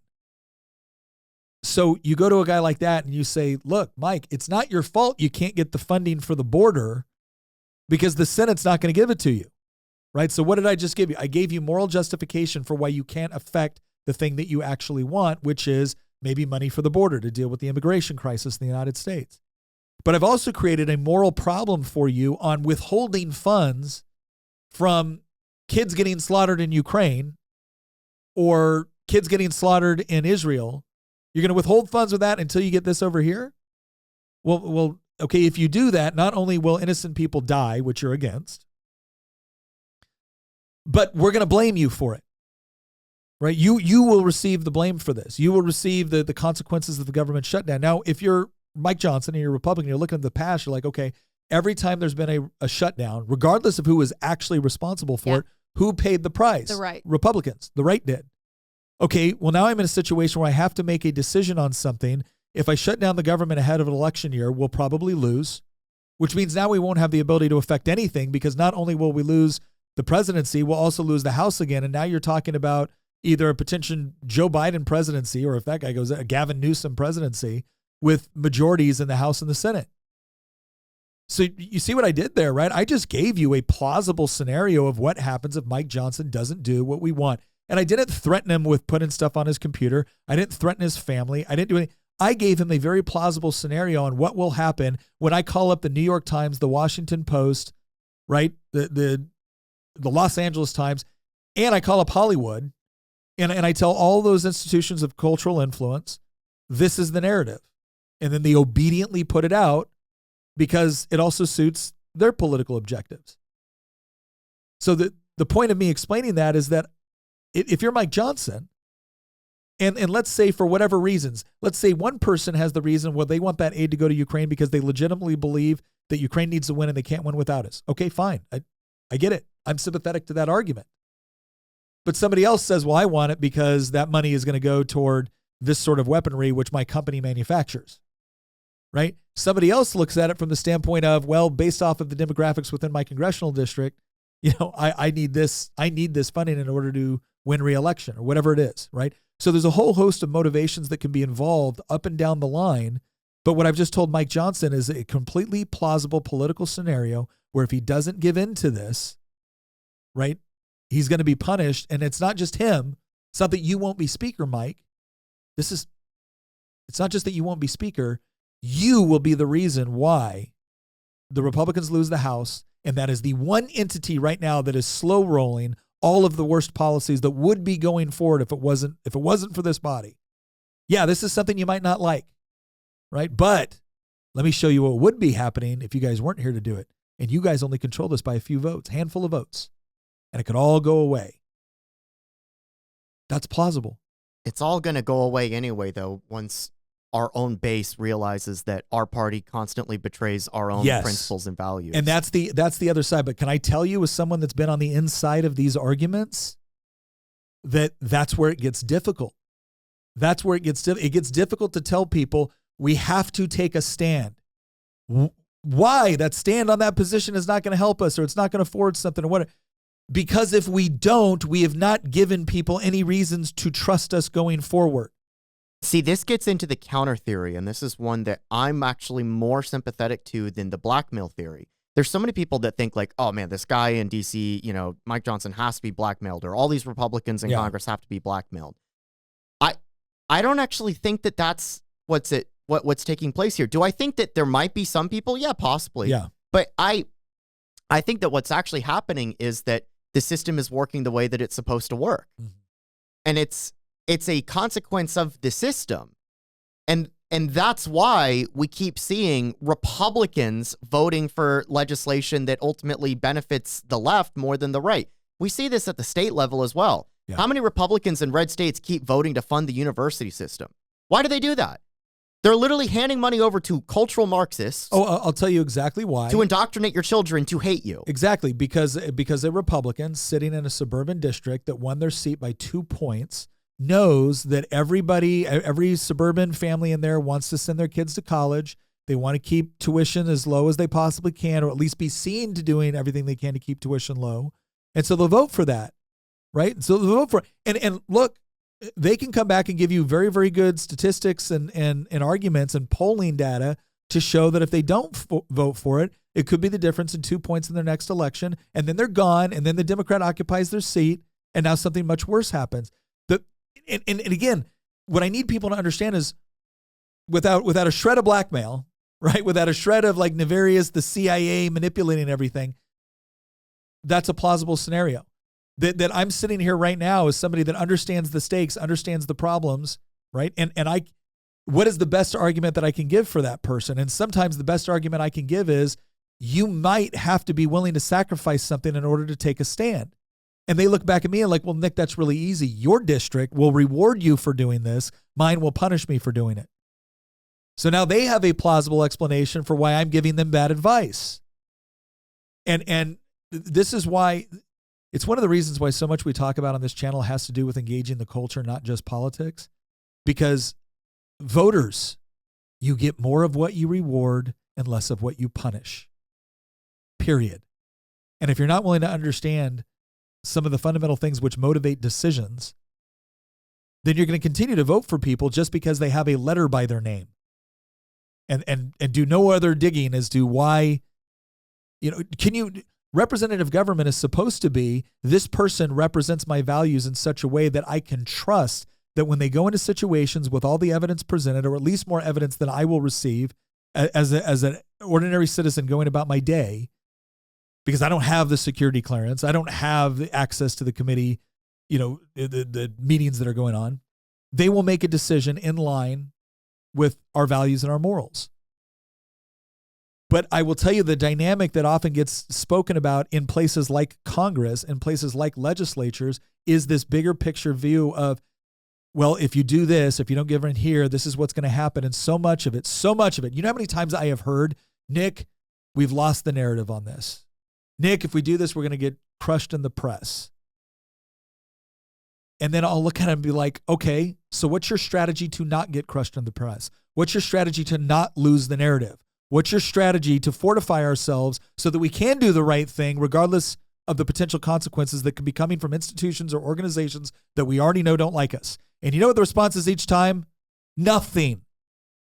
Because it's actually amazingly comfortable to have a reason why you can't do what you said you would. Yeah. Which is exactly why back in the day when Obamacare, everybody was running on repealing Obamacare, getting rid of Obamacare, and they were voting to repeal it over and over and over again because it didn't matter. It couldn't pass anyway, so they could just keep making the vote as a show, like just as a what do you call it? A symbolic vote.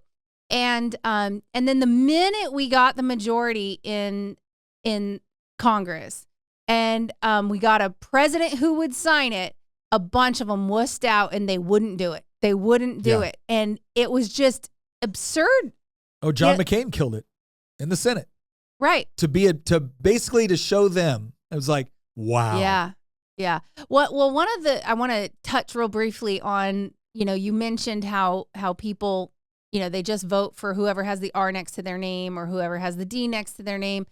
And I think some of that, the big issue isn't the general elections. The big issue to me is that we have 80% of eligible voters or registered voters, 80% of them do not participate in the primary. Yeah. If you don't like your choices, that's on, and you didn't participate, then that's on you. Yeah. I get so tired of, I've worked at the polls many, many times to try to give people information and things like that. I have people walk up and be like, what are we voting on again? Oh, yeah. Or they'd be like, well, they're all the same anyway. Yeah. And I'm going, did you vote in the primary? Yeah. Well, when was the primary? Okay, so there's our problem. You know who's all the same? You. The problem. You're the same because you want to come up with excuses for for not participating as opposed to doing what needs to be done. The problem I see is that people don't realize they had a choice sooner. They're like, oh, well, the Republican Party just gives us these crappy candidates. It's like, it's not the Republican Party.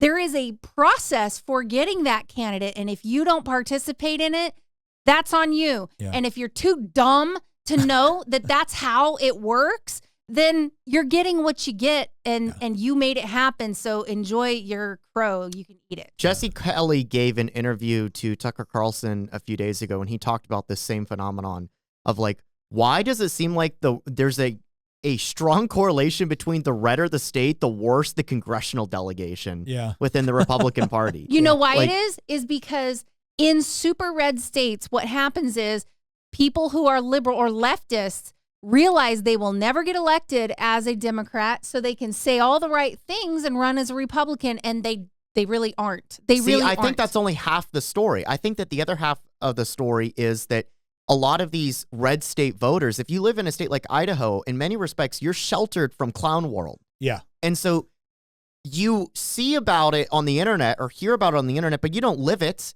You don't have to deal with the complete breakdown of law and order like you're seeing in certain parts of blue America. You don't have to deal with terrible policies coming out of a state legislature, even if you're in a red area in a blue state, right? And so all that you end up doing is, oh, this guy seems nice. He's on Fox News. Yeah, great. You just voted for Lindsey Graham. Yeah. Congratulations. Yeah. It's what we call low information voters. They don't do any of their own digging. They just take whatever the mailer says. I think that what's happened is that it's not blackmail. It's the problem is that democracy is working exactly the way that it was intended to work, which is why the founding fathers didn't support democracy. They supported a Republican system of government with checks and balances, not a purely majoritarian, purely democratic system, which is the one that we're increasingly moving towards. They did not want a purely majoritarian system where it's just the lowest common denominator gets to pick the lowest common denominator to head to Congress to then vote for legislation that's mostly crafted by special interests, in some cases crafted by the bureaucracy or crafted by the intelligence agent community or whatever. And then suddenly we're finding ourselves voting for legislation where we're sending $100 billion to Ukraine and Israel, and we have a border crisis on our own border, and we can't get legislation out of Congress to secure our own border, but we're going to get $100 billion worth of legislation out to secure borders for foreign countries on continents 3,000 miles away from the United States. Yeah. And then people who are having to deal with the border crisis in our own country are like, why on earth do we have a government that's ignoring problems in our own country? Well, the reason why is because the system is working exactly the way that it's supposed to work. It's not that there's a conspiracy at play. It's not that all these people are being blackmailed and that's why they're voting badly. No, they're voting the exact same way that the system incentivizes people to vote. No, you said once, nobody goes to DC to get more conservative. Yeah. Think about that for a second. There's a lot of people that go to DC because they have a problem that they want to fix in their district. They just want to bring the bacon home. Yeah. Right? They want to fix the roads or something like that. And then they go to DC and now suddenly they're being flooded with a bunch of legislation that doesn't have to deal with bringing the bacon home or fixing the roads or whatever. And it's just whoever's talking to them last will end up getting their ear, right. And then they end up voting that way, or they have a built-in incentive. And I saw it when I was working in Richmond with you. I can't tell you how many Republicans I've seen. The second that some interest group, mostly left-wing, vast majority of times because they care more about politics than conservatives do, they go into their office and they talk to them about why we need Medicaid expansion. They make a great argument. And then they go and they vote for it on the floor. Or they talk about how, well, we need to not abandon the public school system. And then suddenly you find them voting against school choice legislation. Well, right? Like there's just so many instances of something like this. And then we think there's a conspiracy at play. They must be blackmailed or they've sold out. No, they didn't sell out. They're doing exactly what the system has incentivized politicians to do. And I love it when the same people say they've sold out and then send them back. It's like we to your point, and the reason why we're going through this whole process is because we're essentially trying to steel man the opposite of this argument that everyone's just blackmailed. Because again, I think on some strange level, people are actually more comfortable with the idea that they're blackmailed than the system just operates exactly the way it's supposed to be operating at this point. The other thing too is within a legislature, you have a lot more power the more you can say yes. Right? The more you say no, you have a lot less power the more you say no in many respects. Because if you want other people on the other side of the aisle to be willing to vote for your little expenditure, what we call home cooking, right? If you want to be able to vote. Now, again, they don't have any reason to vote against your home cooking necessarily. They don't have any personal reason to vote it. There may be a philosophical reason. I vote against a lot of home cooking because there's a philosophical reason. The government should not be doing that. Oh, but it's good for your constituents. No, it's good for a very, very select group of my constituents at the expense of all my other constituents. It's just that the concentrated benefit that certain constituents will feel is bigger than the pain that my general constituents will feel as a result of that. But the problem is that expounds over time. That's the whole perverse incentive of concentrated benefits and dispersed costs. So again, why for anybody that's watching this that thinks that we've gone off on a tangent here, we haven't. We're trying to explain the other reason why these sort of ridiculous decisions get made, why people seem to vote in ways that don't make sense based off of what they campaigned on. And so much of it is concentrated benefit versus dispersed costs. The average person that's going to show up and vote in a binary election who isn't very involved, right, is not going to punish you. I hear that all the time. No one's going to lose their election over this. You can vote for this. No one's going to lose their election. We really need to get through this. And you know what? The voters have proven that statement right over and over and over again, to where it makes the people that are willing to stand up and say, I don't care, that's wrong, it makes us look foolish from a political perspective. So we're going to go to the last part here. So we've talked about all the ways that intelligence communities can operate, do operate. I'm not claiming to be a total subject matter expert on this. What I am claiming is that, look, I have some experience on the intel side and I have some experience on the legislative side, and I've seen how both operate. I've seen the incentive structures within them. I've seen the tactical models that are used in order to achieve certain end states. The question that we're going to get into now is it more plausible to believe that this is just the system operating the way it is, or has it become more plausible to believe that blackmail or threats from our intelligence community against elected officials has become more prominent? 5 years ago, I would have said, nope, guys, it's just the system operating the way it does. Today, I'm going to say the answer is yes. See, I totally disagree. I think the system is up. Okay. You totally disagree with what? I said the system is operating exactly the way it's supposed to. I also believe that it has become increasingly plausible to believe that blackmail or threats are playing more of a role than they used to with respect to how yours is a combination, both yes. I think that most of the decisions being made can be chalked up to the system just working the way the system does. Because again, I don't think anybody from the CIA is coming down and intimidating any of my colleagues in the Virginia state legislature, because we're not making decisions that affect the budget of the CIA. We're not making any major decisions that affect the budget of, a weapons manufacturer. Well, let me ask you this. Well, wait a second. We're not doing that. So something else has to explain why people are making decisions the way they are.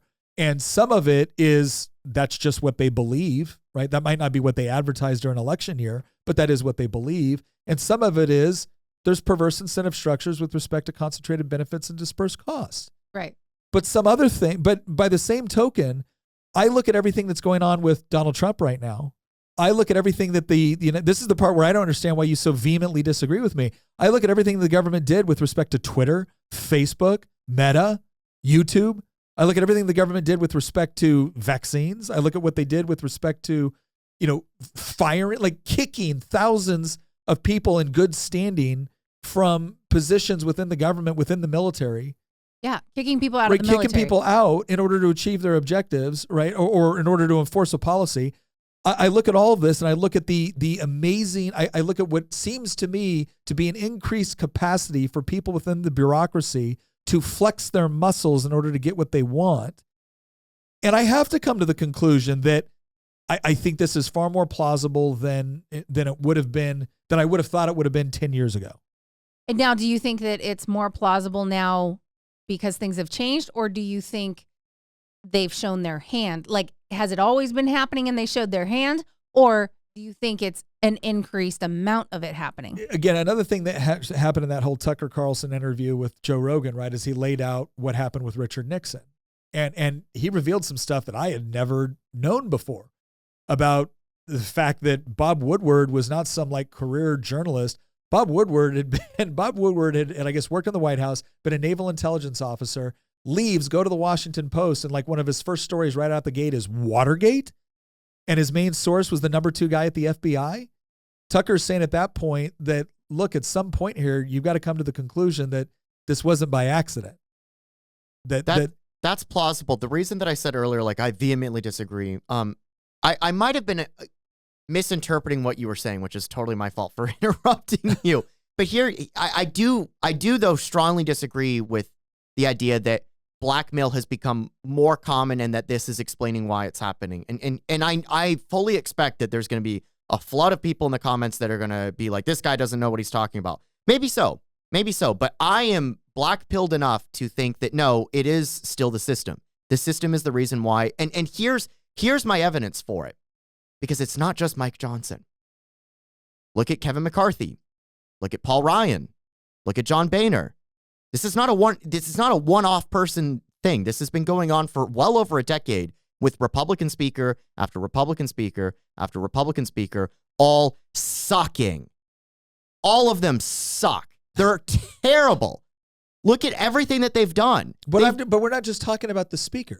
I know. And so consider also the Senate Majority Leader. Mitch McConnell is terrible.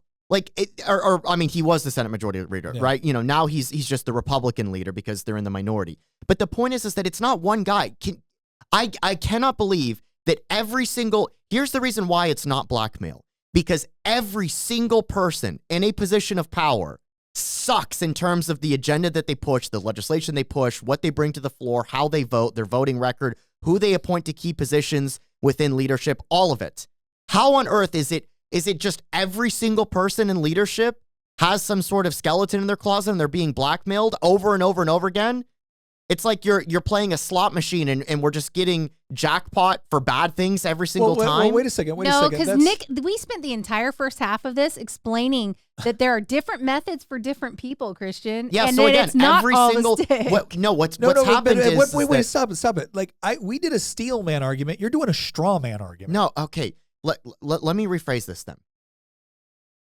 If we think that what's happened is that somebody like Mike Johnson has been blackmailed, I'm going to push back and say, no, what's happened is that Mike Johnson got elevated to leadership. That's what's changed. That's why he's voting bad. It's not because the intelligence community found something on a hard drive or now they're blackmailing him or his family or anything like that. And I fully expect that there's going to be so many people that are going to disagree with me. The scenario that I'm painting is more dangerous than the scenario where there's blackmail, because what I'm suggesting is that, again, the system itself is corrupting people. Yeah, you're saying that no matter how good they are, once they get into that spot, they will behave in this manner because that's what the system requires. Because that's what the system requires. So, yeah. And Nick actually made that argument and talked about why that's probably more probable than Speaker Johnson having some skeletons in his closet. The only statement I made, I didn't say that I believe that Speaker Johnson is being blackmailed. I laid out a scenario for how somebody in an intelligence community would blackmail Johnson if you wanted to get what you wanted out of him, right? It's not just this idea of I'm going to put, porn on your computer. It's how do you leverage people based off of their vulnerabilities, and each person has unique vulnerabilities, which makes them manipulatable in different ways. Right, and he was saying the vulnerability he has is probably that he doesn't want to see children dying in other countries. Let's assume he's a good guy, but the point is that it is still corrupt. So, for instance, when you talk about that, the daughter of the Kuwaiti ambassador saying, I saw this happen, when it's like, oh, wait, no, you didn't. All right. But if you're sitting here going, oh, my gosh, that's horrible, and we don't think what Saddam Hussein did was correct anyways, and we're looking for additional moral justification, okay, that is powerful. Now, is that still a corrupt? Maybe that's not blackmail, but that's still deliberate manipulation by an intelligence community in order to achieve a desired end state. See, that I find much more believable. And the reason why is because consider Johnson's voting record. He used to be pretty conservative until he became speaker. For example, one of the things that he would vote against repeatedly were some of the, like FISA stuff, the warrantless spying stuff, and now suddenly he's all in favor of. When his argument is that I've seen the briefings I didn't see before. Exactly my point. And how convenient.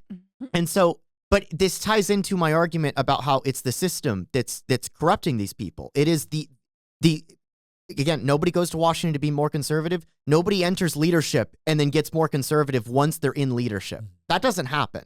Nobody becomes more conservative after they become speaker. They become way more liberal. They have a way more interventionist, neocon, somewhat neoliberal, more left-wing, more big government voting record once they enter into higher positions. And part of it is because of the extra briefings that they get. They get more information from the same people that want them to vote for more budgets for some of these agencies or want them to vote for more government intrusion in people's lives. And this gets into my point about how it's this, the problem is that the system is working exactly as it's intended to work. And that's more dangerous than, blackmail, because you can fix the blackmail problem. How do you fix the system working flawlessly and producing people that end up voting for this type of stuff? I get that. I think it's a good argument. What I'm also saying, though, is like, okay, Trump's not president anymore. And they are going after him with everything they possibly can. Like this is, and it's out in the open, right? It's not like as if they're doing some sort of secret thing behind the scenes, although there was secret things that happen behind the scenes in order to make the things that are happening out front possible.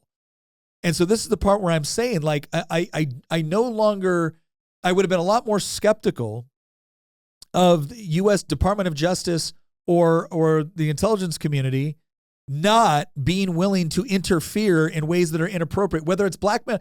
Again, it's not just about blackmail. It's just about corruption, period. It's about using power in a corrupt way in order to achieve end states. And I believe that the DOJ and the intelligence community, not all of them, right? Like I got friends in the intelligence community who are incredibly brave patriots that do very, very important work on behalf of this country. And I would not want anybody to besmirch the work that they do simply because other people within the same organization do some pretty nefarious crap. Right. And what I'm saying right now is that I am watching what happened during COVID. I'm watching what happened during the Trump administration. I'm watching what is happening to Trump now. Like when his Mar-a-Lago was raided, there were some really sketchy things that happened with that. Like, for instance, when they were going through his home and all of the areas where they might find documents or whatever, they would not let Trump or any of his representatives witness anything they were doing. They went in, they didn't want any cameras. All cameras had to be shut off. They didn't want anyone there to watch and observe what they were going through. Tell me, like, what kind of environment is that rich for? I mean, they could have planted anything they wanted in there. Yeah, we're not, and again, I'm not saying they did. It's just that they're leaving themselves open for speculation. Like all the conspiracy theorists are looking at this going, look, if they don't want anyone to see what they're doing and they don't want any oversight or accountability at all, why would that be? Yeah. Well, and I've asked, again, when I talked to a reporter here in Culpeper, and she was asking me about, well, do you think that, the election was stolen or whatnot? I said, look, I've never claimed that. I said, I think a lot of things that happened that were shady that deserve looking into. And I said, for instance, in my race, thumb drive shows up, been misplaced, 15,000 votes. It's enough to change the course of the election. Right.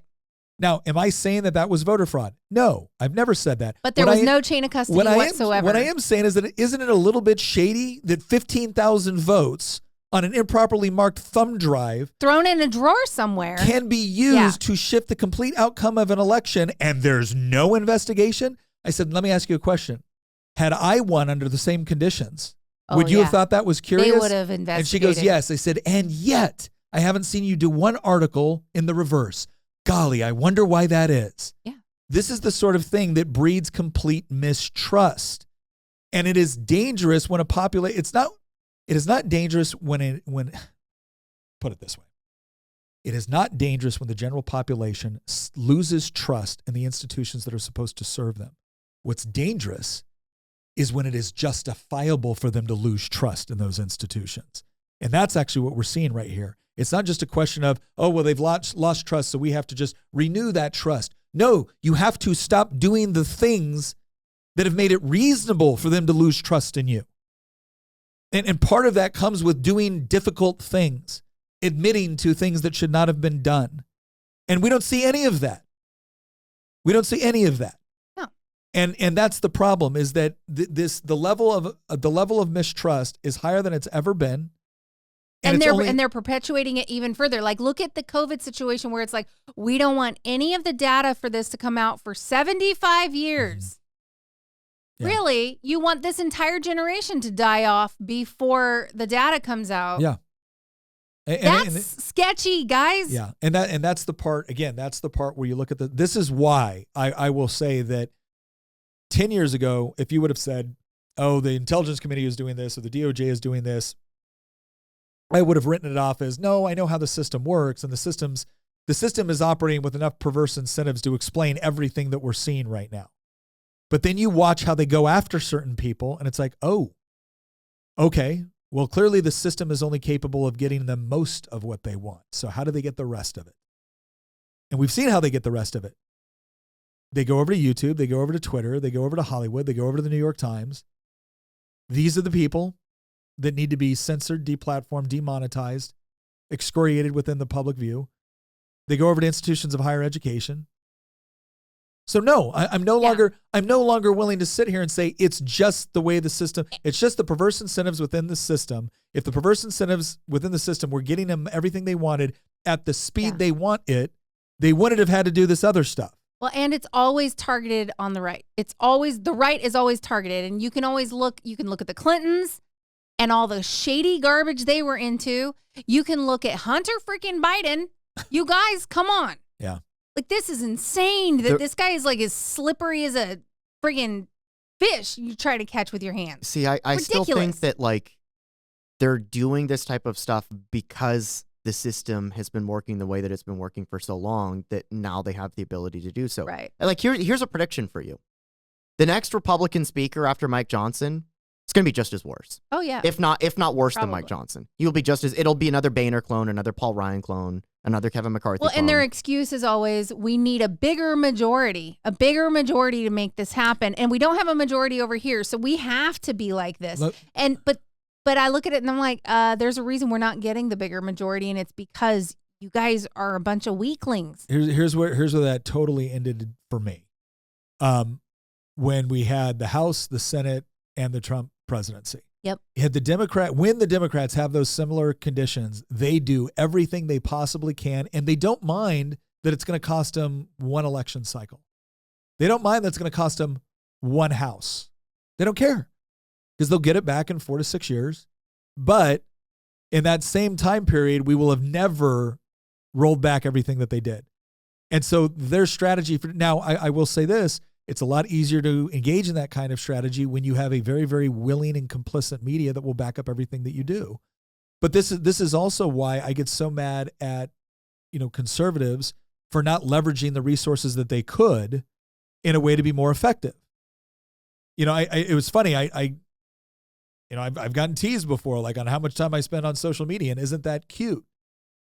And one time I finally looked back and I said, okay, well, again, you guys want to go around and do X, Y, and Z and waste all your time doing this because you think it's important. I can literally take a floor speech, take it out, put it on Instagram right now and get 500,000 views, which is like double the daily paper circulation of the Washington Post. So you're just hoping that the Washington Post doesn't misquote you. Yeah. So this isn't. This is purposeful. But anyways, let's go ahead and. I think it's been a good conversation. I think we've gone through the various lanes of this. So let me go. Yeah, I love it because I'm all about like dissecting some of these conspiracy theories. We still haven't gotten to chemtrails. I can't tell you how many videos Nick will have, and people in the comments are like, "Look at all the chemtrails behind him." Oh my gosh! I liked this conversation in part because like I was a little bit closed-minded with like earlier when I was like, "No, I vehemently disagree." I think I understand where you're coming from now, and it doesn't seem like there's that much daylight between you and I. Yeah, I don't think so. At first, I thought that you were saying that, oh, well, what's happening now is that everybody's getting blackmailed, and I understand that's not what you were arguing now. So don't you know Nick at all? I'm sorry for, and by the way, I do agree that it is easier now than probably ever before to blackmail somebody. And with AI, it's only going to get worse. It's only going to so get easier. Worse. But I mean, the thing that worries me is that. And I learned this lesson too. Remember in October when Kevin McCarthy was gone and we did an episode on this, and I was like, yeah, I would have voted to remove Kevin McCarthy too. I did too. I said the same thing. And at the time I was like, it makes sense because he broke a promise that he made. Yeah. But I'm starting to, it's just dawning on me that it doesn't matter who we replace the speaker with. they're just going to be as bad as the previous guy. And that's why I keep trying to say the system is just working the way that it's always intended to work. And that is more dangerous and more nefarious than any individual person or even group of people being blackmailed, because it means it doesn't matter if you remove the guy. Whoever you put in is going to be just as bad. This is why I said my prediction for anybody listening now that we're at the end of the episode, my prediction is that it does not matter who replaces Mike Johnson. They will be just as bad, if not worse, than Mike Johnson. So that doesn't actually address the side of things where it's like if you take Congress completely out of this, conversation, you still have a whole bunch of meddling going on with former president, all these other things. With big tech. Center for Disease Control, all this stuff. My thought is, I think if Trump wins, which I'm pretty optimistic that he's going to win, I think he needs to go through and just fire.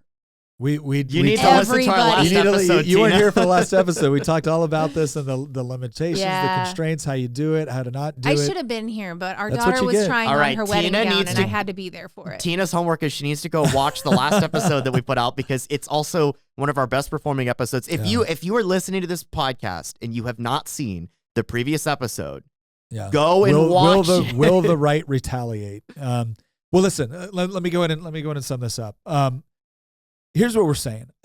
Should you believe every single theory that gets put out there simply because there's some element of it that's plausible, or at the very least makes you feel better about the situation? The answer is no, because one of the reasons we got into this mess is people believe things that were comfortable for them to believe, as opposed to really digging into what probably actually happened and what were the motivations behind it.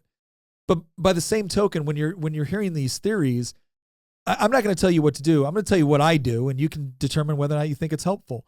I try to look at, okay, is there sufficient evidence to back this up? And it could be historical evidence. Has stuff like this happened before?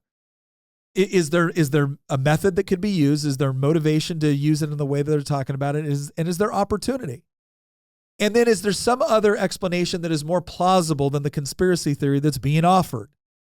Because as we pointed out here, it's far more likely in the vast majority of cases that the system is just operating in a way that it's been conditioned to operate. And that's what it actually explains a lot of the outcomes that you're getting.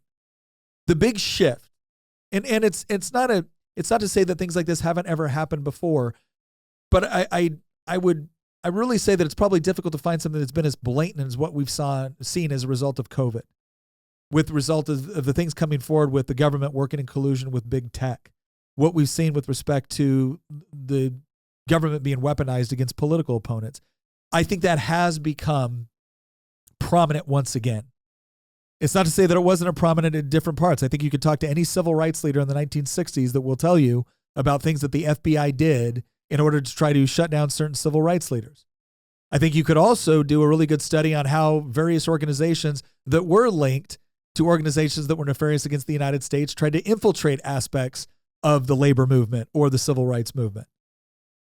But what we see going on right now, I don't think should be all that shocking to us, both from the way that the system operates, but also from culturally shaping institutions, from higher education to the media to Hollywood, arts and entertainment, to all of that, creating conditions where people working within the fields of law enforcement or within the intelligence community could morally justify actions that we could look at and say, this is morally reprehensible. How could you do this? You're operating way outside of either your mandate or the constitutional limitations that have been placed upon you. But if you're convinced that what you're doing is actually preventing some sort of evil, horrible, oppressive fascist from rising to power or getting what they want, well, then you may be willing to violate the law or to violate those constitutional restraints on your power, because after all, it's the greater good involved.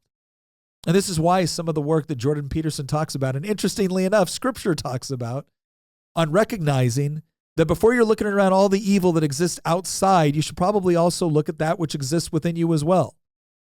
Because the way that good people get manipulated to partake in evil is usually through some sort of moral justification of it.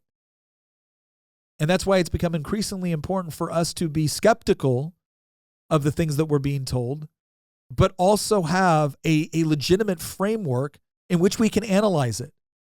I'm not just going to believe the worst about everybody that I might disagree with because I find it convenient. Evidence needs to be brought forward.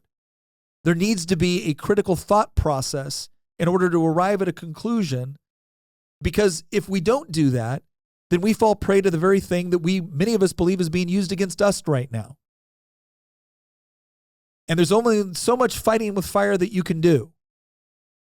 At some point, if you're willing to completely throw off any sort of shackles of critical thinking, of reason, of logic, of objective morality in order to achieve your objectives, you will become the very thing that you're fighting against. But the better that we can understand what's going on, what the motivation behind it is, what the tactics being used are, and how people are being influenced on it, well, then the better you're going to be able to not only affect that change, but to make yourself more resilient toward it. And the good news in all of this is, I honestly believe, does the truth win every single battle? No, it doesn't. Truth demands an advocate. But I do think truth wins in the end, which makes it always worth fighting for. And in order to do that effectively, we need to be able to properly diagnose problems so that we can arrive at solutions that will actually work, so we don't end up in an endless loop that no matter who we put into these positions of power, they get corrupted by the very system. So, once again, we hope you have found this informative. We hope that you have found it reasonable. We want to thank you all for joining us, and we will see you next episode.